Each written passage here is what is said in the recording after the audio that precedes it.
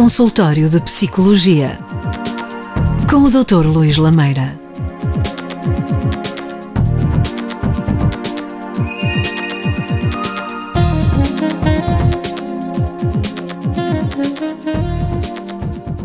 Bem-vindos a mais um Consultório de Psicologia com o Dr. Luís Lameira, aqui na Onda Viva. Hoje o tema escolhido é a violência doméstica. Doutor, o que é isto de violência doméstica? Bem-vindos, caros ouvintes. É preciso não nos centrarmos apenas na vítima da mulher.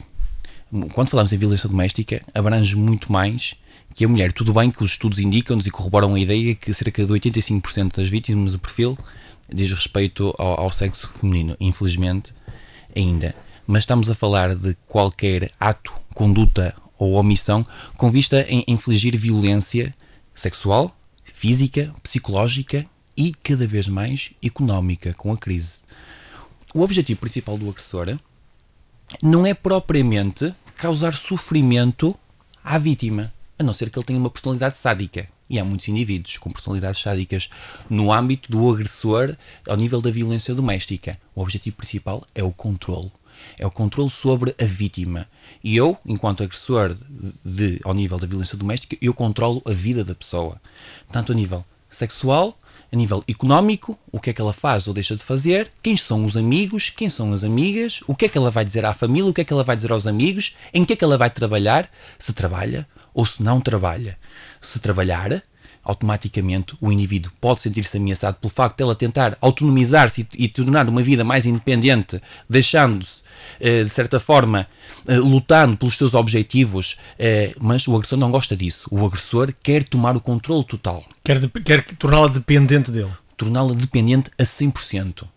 Muitas vezes até que se costuma dizer, nós aqui há relativamente, salvo erro, 2 meses e meio, falámos dos ciumentos patológicos. Certo. Enquadra-se, é um perfil que se enquadra nos agressores, em bastantes agressores.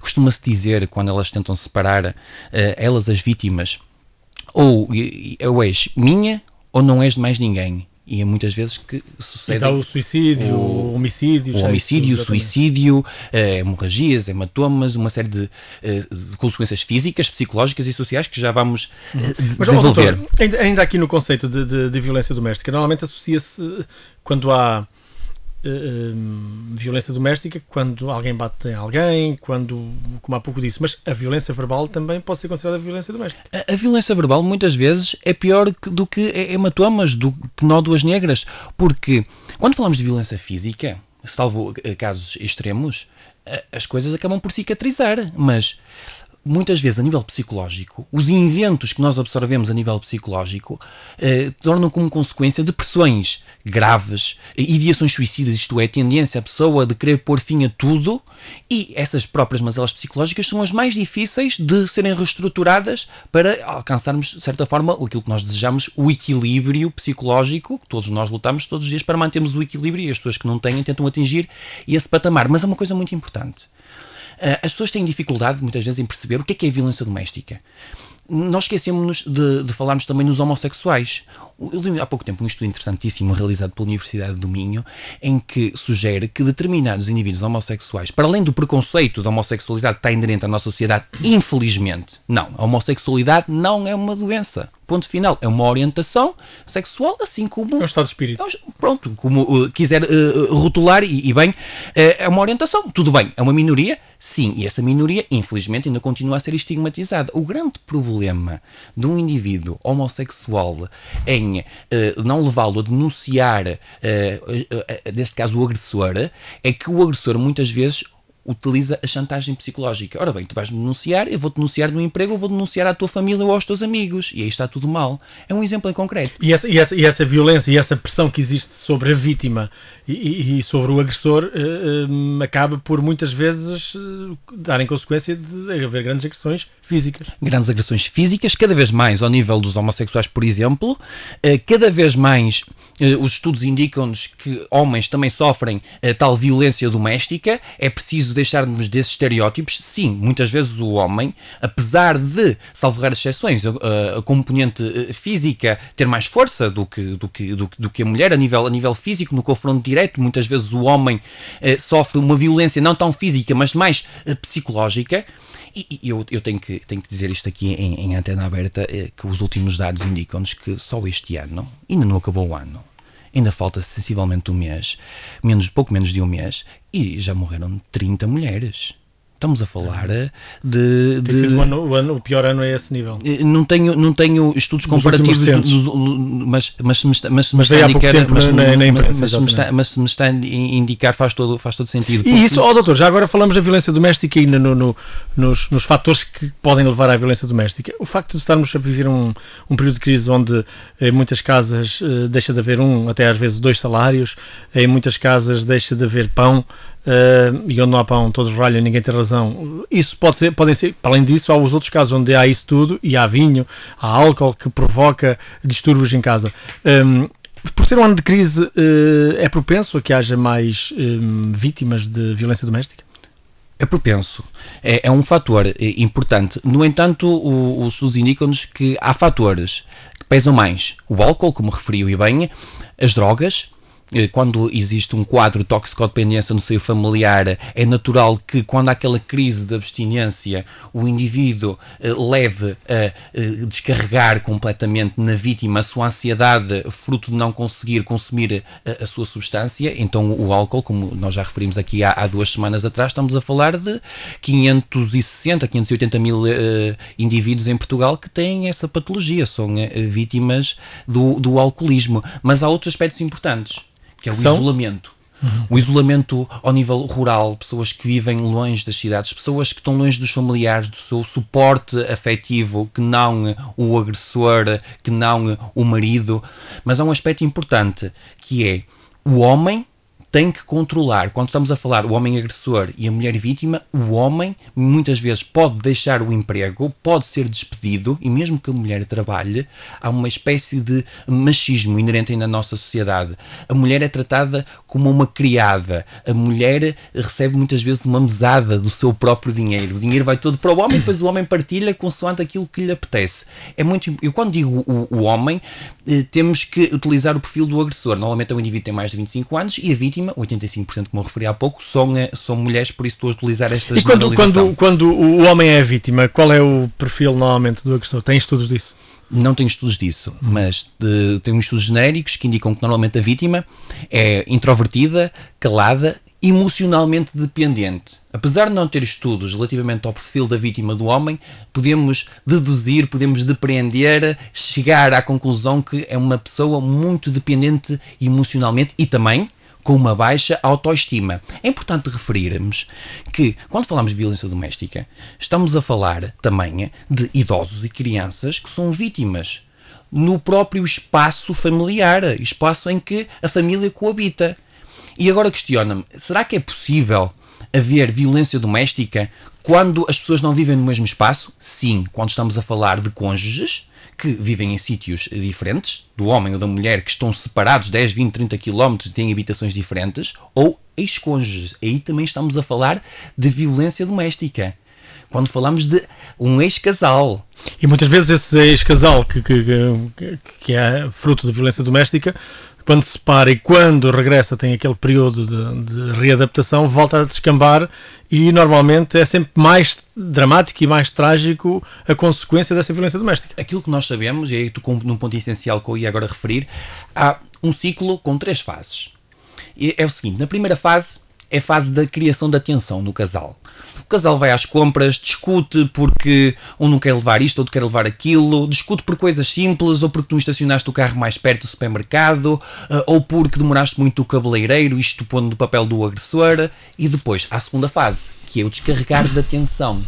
E aí pode ser o descarregar da tensão a partir de coação ou ameaça. O homem muitas vezes ameaça a vítima para ela poder preconizar crimes, imaginemos crimes do ponto de vista de ameaça física, intimidação, no sentido de muitas vezes maltratar os animais, usar uma arma, isolar a mulher. ainda referindo-me à segunda fase, no sentido de a mulher não poder sair de casa, não poder estar com amigas, estar com amigos, porque o agressor consegue ser muitas vezes inteligente, mas usar a inteligência para o mal. Porque ao isolar a vítima, vai manter sob o controle sobre o seu lar. As relações que ela possa ter com o exterior. E depois, também há aqueles padrões morais do machismo. Isto é, lá em casa sou eu que dou as ordens e tu não tens nada a ver com isso. Ou quem decide quem vem cá a casa, quem não vem, só vêm os meus amigos, não vêm as tuas amigas. E uma coisa muito importante, e também usar a inteligência para esse lado negativo e bastante obscuro e atroz, que é instrumentalizar as crianças. As crianças muitas vezes servem como mensageiras na escola, tipo, o meu pai é que é bom, o meu pai é o meu herói, é o meu ídolo, porque ele consegue transmitir uma imagem diferente de forma até contra a outra parte. Até contra a outra parte. E é um aspecto muito importante. E eu tenho a certeza que estão dezenas, não centenas de mulheres a ouvirem este programa e que se estão a identificar com as nossas palavras, aquilo que estamos aqui a transmitir. Oh, doutor, falamos aí há bocado em causas da violência doméstica, eu gostava de lhe colocar, e a infidelidade também é um dos fatores importantes para a violência doméstica. Um caso muito famigerado pela nossa comunicação social, as mães de Bragança. Por exemplo, um meio pequeno, certo? Normalmente as pessoas sabem aquilo que os outros fazem. Há sempre, digamos que as tais coscovilhices, passo a expressão, utilizando o senso comum da conversa de café. Foi um caso muito mediático. Essas mulheres sofreram um grande impacto psicológico, com certeza. Porque nós sabemos que em Bragança havia, digamos que o mercado do sexo. Muitos homens, a maioria deles com 40, 50, 60 anos, já com casamentos sólidos, entre aspas, do ponto de vista da conveniência social, recorriam a serviços sexuais, correto? E a mulher sabia, e a mulher ficava calada. E não há violência física. Ou melhor, pode não haver violência física, não sabemos, mas pelo menos sabemos que há uma violência psicológica. Porque esse mediatismo que se deu a Bragança, à cidade de Bragança... Todas as mulheres ficaram envolvidas. As mulheres ficaram envolvidas indiretamente. E do ponto de vista emocional, sentiram. Ligadas. Sentiram e ruminaram com certeza nessas imagens que passaram na televisão e na ideia que transmitiu a comunicação social. Não digo que é mau, atenção, há que informar, há que indicar aquilo que se passa à realidade. Tanto é que acabou isso. Exatamente. E isso é uma forma de violência doméstica. Oh, doutor, ainda uma outra questão na violência doméstica e na forma de ajudar as vítimas, que estamos a caminhar para o fim do programa. É importante, se calhar todos nós já referenciamos e já vimos ou já ouvimos casos de violência doméstica, mas se calhar nunca nenhum de nós tomou uma atitude.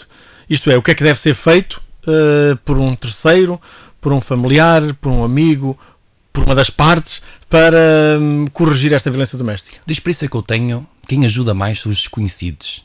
Ou melhor, aquelas pessoas que, os conhecidos, aquelas pessoas que emocionalmente não se encontram muito envolvidas.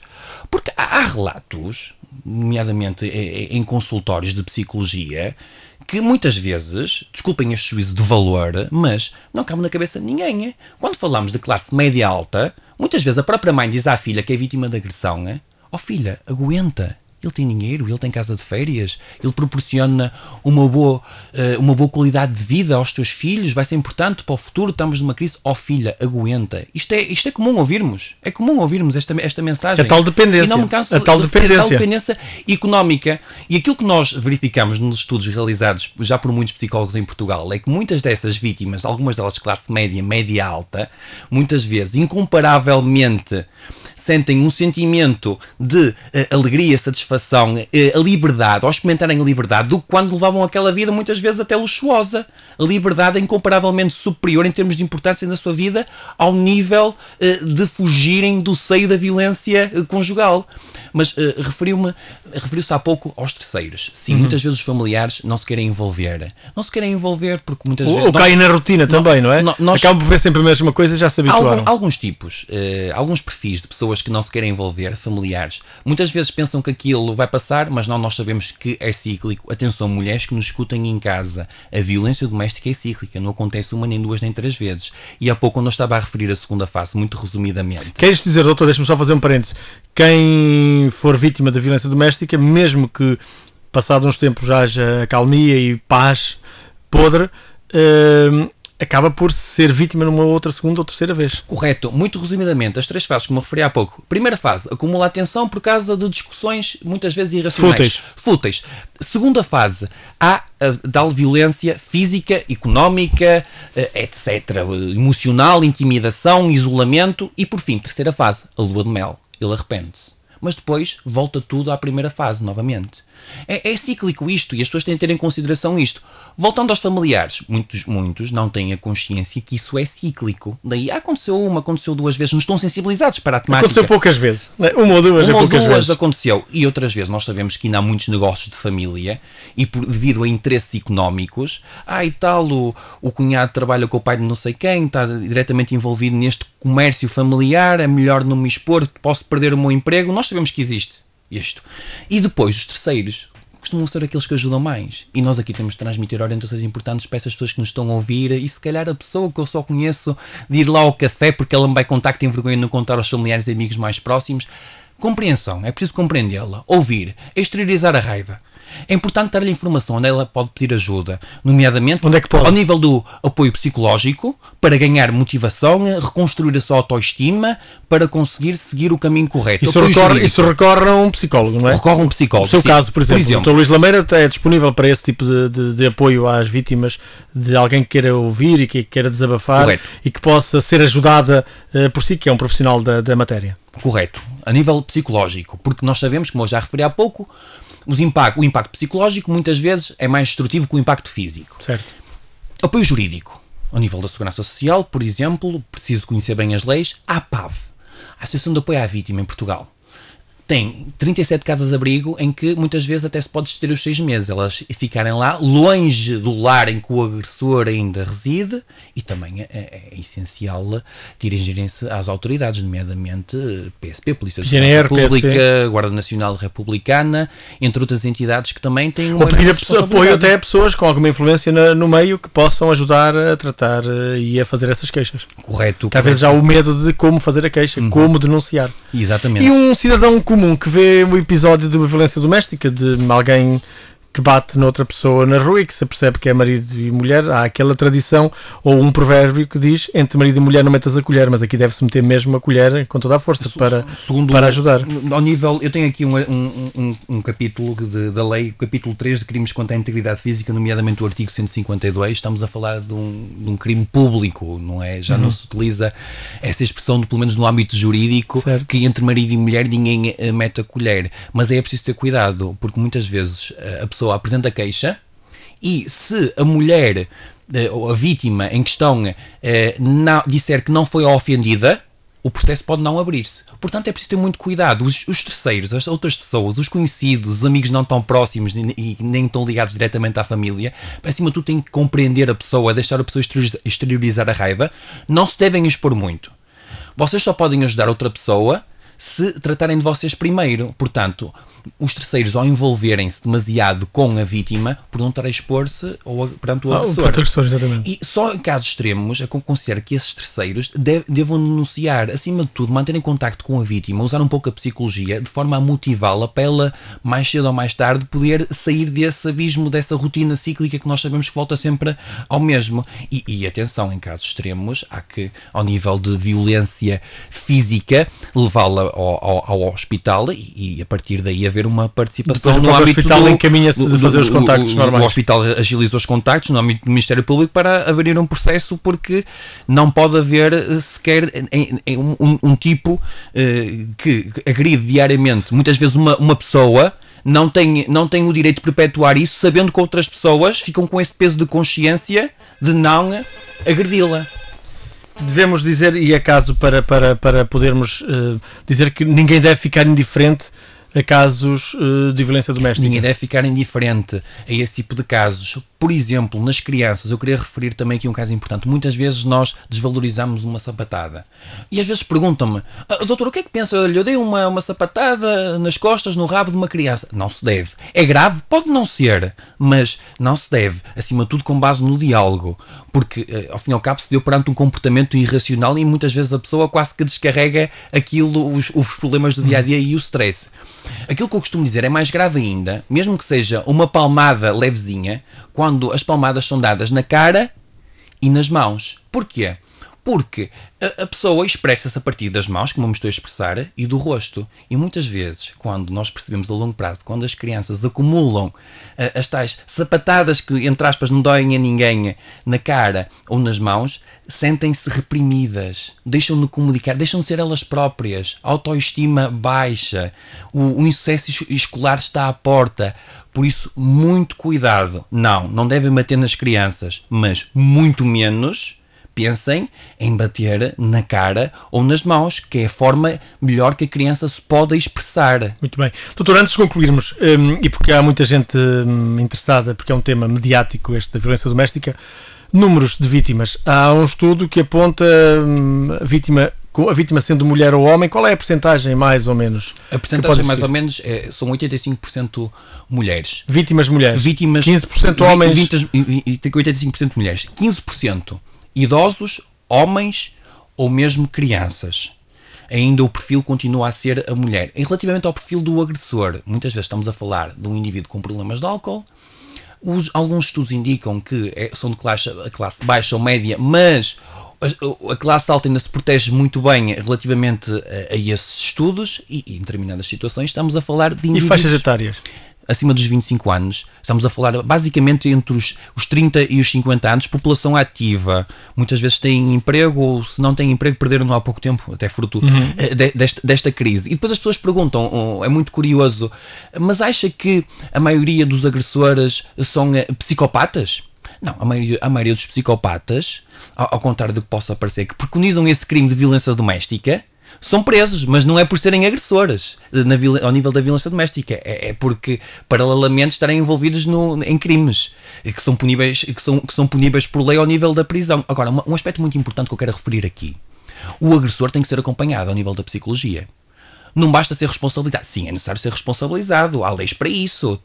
Deve, e entre aspas, pagar, as pessoas gostam muito de utilizar essa expressão, pelos seus atos, responsabilizá-lo. Agora, não vamos culpá-lo. E quando eu digo não culpá-lo, não vamos negligenciá-lo. Há que acompanhá-lo ao nível da psicoterapia, ao nível do psicólogo, porque já há muitas dinâmicas de grupo realizadas com agressores em vários países. Tanto a vítima tanto a vítima como o agressor devem sempre ser apoiados por psicólogos. Correto. Porque é o seguinte, nós, ao conseguirmos agarrar o agressor na consulta para ele estar motivado para mudar os seus comportamentos, nós estamos a poupar a sua futura companheira de muitos problemas. E essa pessoa também. Vamos à frase da semana, para concluir. Correto. E eu hoje optei por trazer uma frase em que foi dita no Congresso Mundial dos Direitos Humanos, realizado em Viena em 93. A violência contra as mulheres e crianças foi considerada o maior crime contra a humanidade, tendo mais vítimas do que qualquer guerra mundial. E silenciosa, no fundo. Agradeço-lhe a sua participação mais uma vez no consultório de Psicologia, Dr. Luís Lameira. Qualquer ouvinte que esteja connosco pode usar os seus serviços. Como? Poderão contactar-me para o 91 524 56.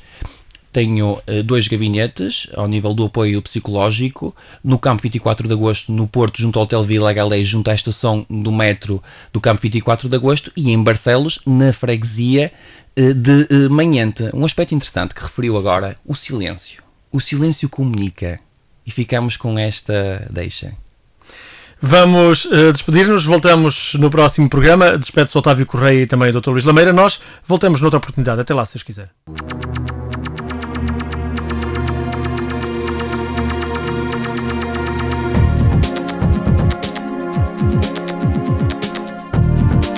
Consultório de Psicologia com o Dr. Luís Lameira.